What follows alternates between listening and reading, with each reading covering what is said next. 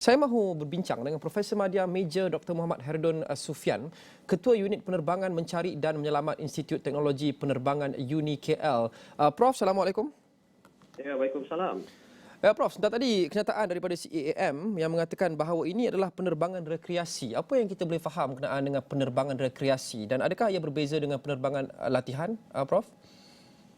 Maksudnya ini merupakan penerbangan yang bukan komersial dan juga bukan penerbangan training. Rekreasi maksudnya dia adalah penerbangan yang selalunya adalah observation dan adalah penerbangan yang pergi ke beberapa waypoint dan beberapa tempat untuk observation dan hanya untuk recreation saja. Apa yang kita tahu berkenaan dengan model pesawat ini, Prof? Pesawat ringan model BK160 Gabriel, adakah kita tahu berkenaan dengan ketahanan ataupun umur pesawat ini, modelnya? Model BK160 Gabriel ni adalah Italian design. Dia mempunyai dua seater, ada satu enjin iaitu propeller engine. Lazimnya digunakan sebagai trainer, dia punya similarity-nya. Dan similarity-nya adalah seperti military trainer juga, seperti Pilatus 57. So kalau kita tengok dari segi ketahanan strukturnya, memang structurally integrity, ada integrity terhadap strukturnya, dan dia boleh go through sebanyak negatif 2G dan juga positif 4G. So ini memungkinkan dia untuk membuat beberapa acrobatic maneuver. Daripada eyewitness account, nampaknya mereka ada beritahu yang pesawat ini ada disintegrate di udara. Ada sebelah sayapnya telah pergi ke satu tempat dan fuselage-nya pergi ke tempat yang lain juga. Dari segi ini agak janggal sebab selalunya acrobatic trainer ni ketuhannya amat tinggi sekali. Sebab mereka boleh go through around 4G positif dan negatif 2G.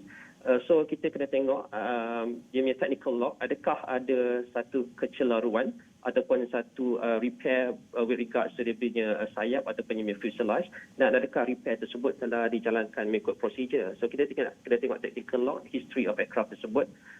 Kenapakah dia punya keutuhan tu tiada kalau kita bandingkan dengan eyewitness account tersebut. Jadi CAM juga, Prof, dalam kenyataan sebentar tadi mengesahkan apa yang kita tahu setakat ini adalah kedua-dua mangsa, dua orang mangsa. Jadi melihat kepada apa yang Prof sebut sebentar tadi, pesawat model ini BK160 Gabriel sememangnya hanya mempunyai dua tempat duduk. Jadi tidak ada kemungkinan akan ada mangsa yang lebih daripada itu. Dan lazimnya tiada. Kalau dua tempat duduk, memang dua tempat duduk lah yang ada di dalam pesawat tersebut dan dua passenger lah dalam pesawat tersebut, pilot dan juga orang di belakangnya. Ya. Adakah kita tahu sama ada pesawat model ini mempunyai sebarang kerusi lenting atau ejector seat dan sebagainya? Lazimnya pesawat ini ada kemungkinan besar tiada ejection seat yang telah diinstal di dalam pesawat tersebut. Satu lagi yang menjadi kegusaran adalah adakah pesawat ini ada G-meter.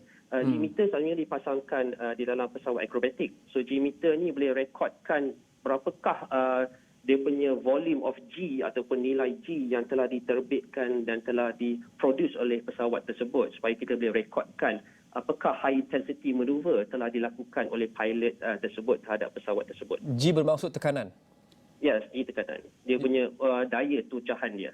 Ya, jadi ada mungkin kemungkinan dan sudah tentu kita akan tunggu maklumat terperinci daripada CAM dan semua pihak berkuasa bahawa jikalau itu berlaku mungkin ada kekhawatiran bahawa ada sebarang kerosakan peralatan dan mekanikal pada pesawat itu.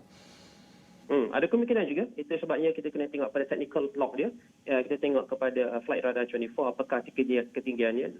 Lazimnya pesawat ni boleh pergi maksimum sebanyak setinggi 15,000 kaki.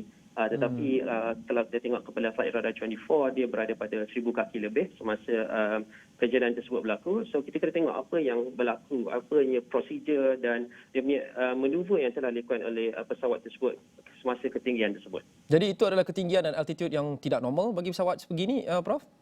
Normal juga sebab dia recreational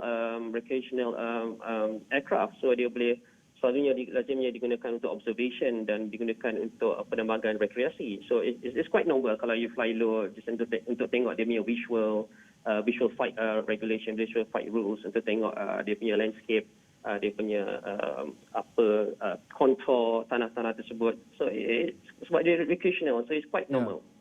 Jadi altitude atau ketinggian 1,000 kaki adalah normal untuk melihat mungkin pemandangan dan sebagainya untuk penerbangan rekreasi. Yes, correct. Melihat pada fakta yang tahu setakat ini, Prof, pesawat ringan, 2 penumpang di kawasan terhempas di kawasan yang kalau mengikut saksi kejadian dan juga mengikut kenyataan setakat ini tidak ada sebarang kesan ataupun kecederaan di lapangan atau on ground. Apa yang kita berjangkakan, Prof, daripada segi prosedur selepas ini? Adakah proses SAR itu mungkin boleh kita andaikan tidak mengambil masa yang begitu lama?